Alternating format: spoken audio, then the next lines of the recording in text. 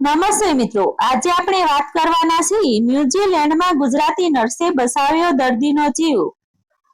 ગુજરાતના જૂનાગઢ જિલ્લાના એક સામાન્ય પરિવારમાં જન્મેલી હેતલ મોરી બાળપણથી જ ખૂબ જ સંવેદનશીલ અને સેવા ભાવનાવાળી હતી. તેના પિતા મનસુખભાઈ મોરી એક નાનકડા વેપારી હતા, જ્યારે માતા જયાબેન ગૃહિણી હતા. ઘરમાં પૈસાની કોઈ ખાસ સમૃદ્ધિ નહોતી, પરંતુ સંસ્કાર અને માનવતા ભરપૂર હતા.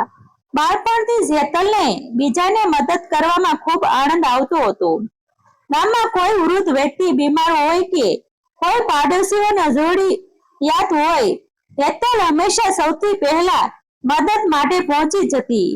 તેને નાનપણથી જ એક જ સપનું હતું કે મોટી થઈને નર્સ બનવું અને દર્દીઓની સેવા કરીને તેમના દુઃખ ઓછા કરવા. પરિવારની આર્થિક સ્થિતિ ખૂબ મજબૂત ન હોવા છતાં માતા પિતાએ પોતાની દીકરીના સપનાઓ માટે ક્યારેય અધૂરા રહેવા દીધા નહોતા. તેમને અનેક મુશ્કેલીઓ વચ્ચે હેતલને અભ્યાસ કરાવ્યો. હેતલ પણ ખૂબ મહેનત કરતી હતી. આખરે તેણે નર્સિંગનો અભ્યાસ સફળતાપૂર્વક પૂર્ણ કર્યો અને થોડા વર્ષો સુધી ગુજરાતની એક ખાનગી હોસ્પિટલમાં સેવા આપી. સમય જતાં હેતલને વિદેશમાં કામ કરવાની તક મળી. ન્યુઝીલેન્ડની એક મોટી હોસ્પિટલમાં નર્સની જરૂર હતી. પરિવાર માટે આ ગૌરવની ક્ષણ હતી, પરંતુ સાથે જ વિદાયની વેદના પણ હતી. હેતલના માતા પિતાએ દીકરીને આશીર્વાદ આપ્યા અને ભગવાન પર વિશ્વાસ રાખીને તેને નવા જીવન માટે વિદાય આપી. ન્યુઝીલેન્ડમાં પહોંચ્યા પછી શરૂઆતના દિવસો હેતલ માટે સહેલા નહોતા. ભાષાની મુશ્કેલી હતી, વાતાવરણ સંપૂર્ણ અલગ હતું. નવા લોકો, નવી પદ્ધતિઓ અને નવી જવાબદારીઓ વચ્ચે ઘણી વખત તેને પોતાના દેશ અને પરિવારની ખૂબ યાદ આવતી હતી. પરંતુ હેતલે ક્યારેય હિંમત હારી નહોતી. ધીમે ધીમે તેને બધું શીખી લીધું. ઓકલેન્ડની એક જાણીતી હોસ્પિટલમાં તેને નર્સ તરીકે નોકરી મળી ગઈ. પોતાની મહેનત, નમ્રતા અને જવાબદારીના કારણે થોડા સમયમાં તે દર્દીઓ અને અન્ય કર્મચારીઓમાં ખૂબ લોકપ્રિય બની ગઈ. દર્દીઓ તેની સાથે વાત કરીને માનસિક શાંતિ અનુભવતા હતા. ઘણા વૃદ્ધ દર્દીઓ તેને પોતાની દીકરી સમાન માનવા લાગ્યા હતા. જોકે દરેક વ્યક્તિને બીજાની સફળતા ગમતી નહોતી. હોસ્પિટલમાં કામ કરતી કેટલીક નર્સો હેતલની લોકપ્રિયતા જોઈને અંદરથી ઈર્ષ્યા કરવા લાગી હતી. હેતલને તેની ખબર નહોતી. તે તો માત્ર પોતાની ફરજને ભગવાનની સેવા માનીને કામ કરતી હતી. ઘણી વખત સતત 12 થી 14 કલાક સુધી કામ કરવા છતાં તેના ચહેરા પર થાક દેખાતો નહોતો. દર્દીઓની સેવા તેના માટે સૌથી મોટું સંતોષ હતું. હોસ્પિટલના ડોક્ટરો પણ તેના કામથી ખુશ હતા. ઘણા મુશ્કેલ કેસોમાં હેતલે પોતાની સમજણ અને તર્કના કારણે દર્દીઓને સમયસર સારવાર આપવામાં મદદ કરી હતી. આ કારણે હોસ્પિટલના ઉચ્ચ અધિકારીઓ પણ તેની પ્રશંસા કરતા હતા. પરંતુ કેટલીક વ્યક્તિઓએ આ વાત પસંદ નહોતી. એક દિવસ ભારે વરસાદ પડી રહ્યો હતો. આખું ઓકલેન્ડ શહેર વરસાદથી પ્રભાવિત હતું. તે દિવસે હેતલની રાત્રિની ડ્યુટી હતી. હોસ્પિટલના ઇમરજન્સી વિભાગમાં સામાન્ય કરતા વધારે દર્દીઓ આવતા હતા.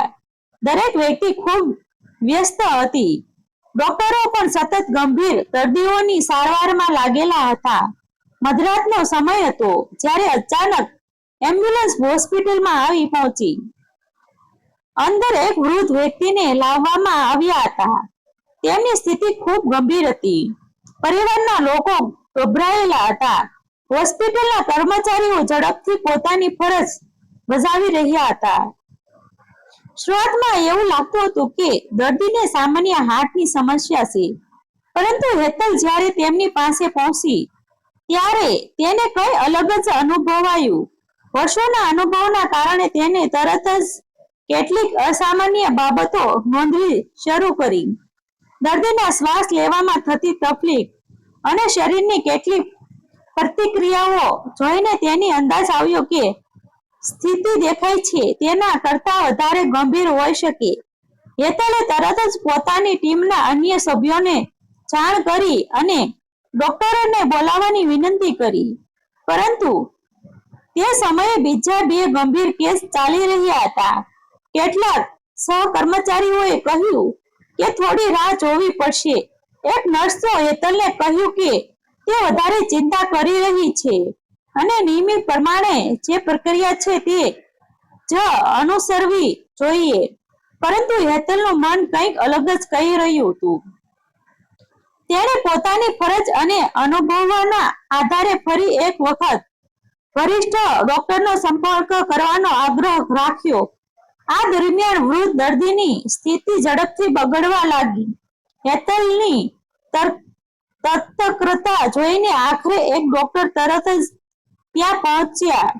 તપાસ કરતા જ ખબર પડી કે પરિસ્થિતિ ખરેખર ખૂબ ગંભીર હતી અને જો થોડો પણ વધુ સમય પસાર થયો હોત તો દર્દીનો જીવ જોખમમાં મુકાઈ શક્યો હોત. હોસ્પિટલની આખી ટીમ તાત્કાલિક સારવારમાં લાગી ગઈ. થોડા સમય માટે ત્યાં ખૂબ જ તણાવપૂર્ણ વાતાવરણ સર્જાઈ ગયું. હેતલ સતત દર્દીની દેખરેખ રાખતી હતી.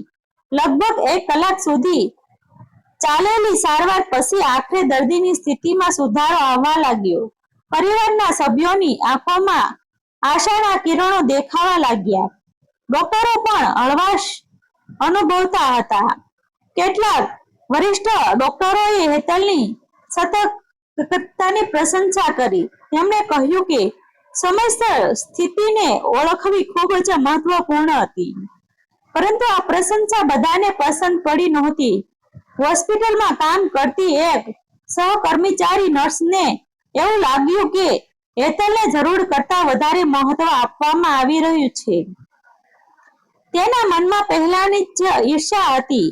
તેણે પાછળથી ફરિયાદ શરૂ કરી કે હેતલે નિયમોનું આગળ વધીને કામ કર્યું હતું અને કદાચ તેને હોસ્પિટલની પ્રક્રિયાનો ભંગ કર્યો હતો. થોડા દિવસોમાં આ વાત હોસ્પિટલના મેનેજમેન્ટ સુધી પહોંચી ગઈ. તપાસ શરૂ કરવામાં આવી. હેતલ માટે આ સમાચાર ખૂબ જ દુઃખના હતા. તેણે પોતાની ફરજ નિષ્ઠાથી બજાવી હતી, જે આજે આરોપોનો સામનો કરી રહી હતી. તેણે ક્યારેય પોતાની વિશે વિચાર્યું નહોતું. તેણે તો માત્ર એક જીવ બચાવવાનો પ્રયત્ન કર્યો હતો. છતાં હવે તેના પર પ્રશ્નો ઊભા થઈ રહ્યા હતા. હેતલ ખૂબ જ વ્યસ્ત થઈ ગઈ. રાત્રે રૂમ પર પરત જઈને તે ભગવાન સામે બેસી ગઈ.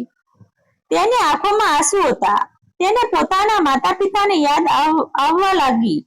પરંતુ તેને પરિવારને આ વિશે કશું જણાવ્યું નહીં. ફોન પર હંમેશાની જેમ હસીને વાત કરી. માતા-પિતાને માત્ર એટલું જ કહ્યું કે બધું સારું છે. અંદરથી તે ખૂબ જ તૂટી ગઈ હતી. બીજી તરફ જે વૃદ્ધ દર્દીનો જીવ બચ્યો હતો, તેમના પરિવારજનો હજુ સુધી જાણતા પણ નહોતા કે આખરે તેમની મદદ કોણે કરી હતી. હોસ્પિટલમાં તપાસ ચાલી રહી હતી. દરેક વ્યક્તિ નિર્ણયની રાહ જોઈ રહી હતી. કેટલાક લોકો કહેતા હતા કે હેતલને સજા થઈ શકે છે, તો કેટલાક લોકો માનતા હતા કે તેને સાચો નિર્ણય લીધો હતો. હેતલ માત્ર ભગવાન પર વિશ્વાસ રાખીને પોતાની ફરજ બજાવતી રહી.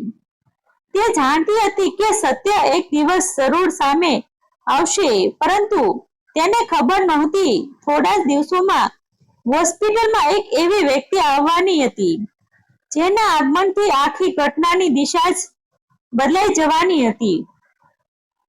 જ્યારે હોસ્પિટલના મુખ્ય પ્રવેશ દ્વાર પર એક જાણીતી મહિલા પોતાની ટીમ સાથે અંદર પ્રવેશી ત્યારે ઘણા લોકો આશ્ચર્યમાં પડી ગયા. હોસ્પિટલના ઉચ્ચ અધિકારીઓ પણ તેમને આવકારવા માટે દોડી આવ્યા. આ મહિલા કોણ હતી અને તેનું હેતલ મોરી સાથે શું જોડાણ હતું, તે વાતથી હજુ દરેક વ્યક્તિ અજાણ હતી.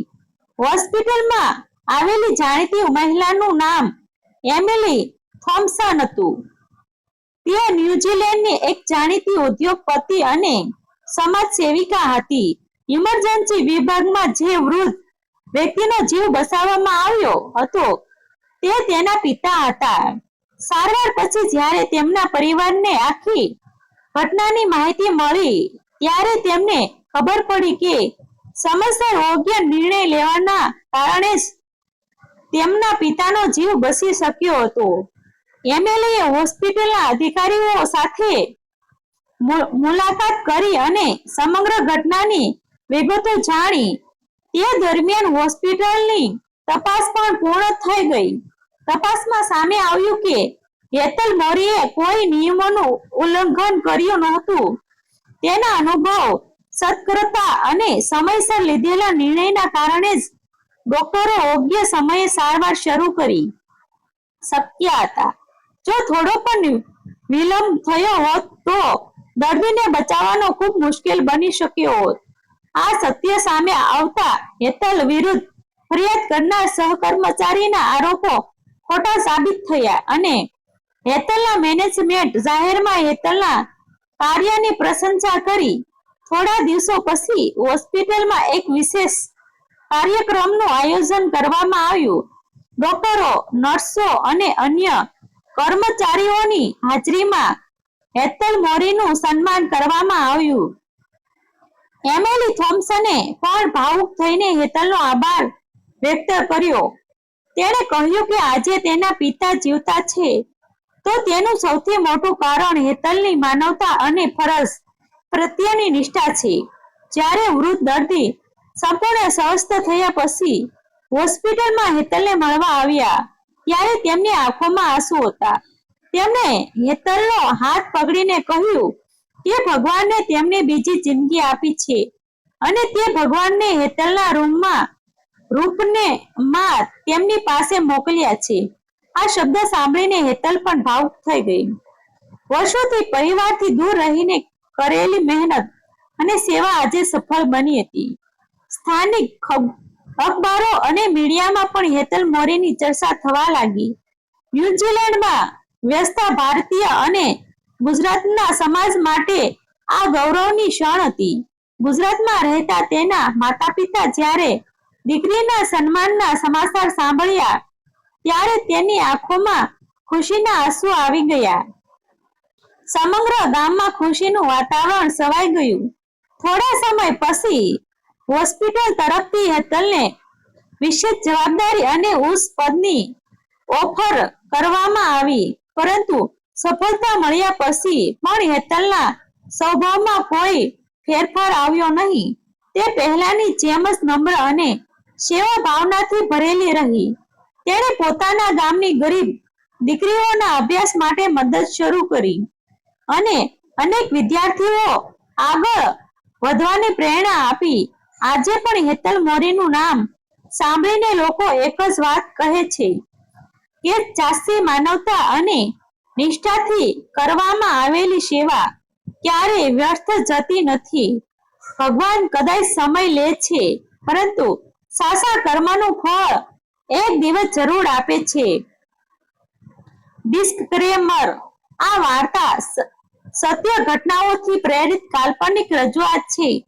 પાત્રોના નામ અને કેટલાક પ્રસંગોમાં ફેરફાર કરવામાં આવ્યા છે.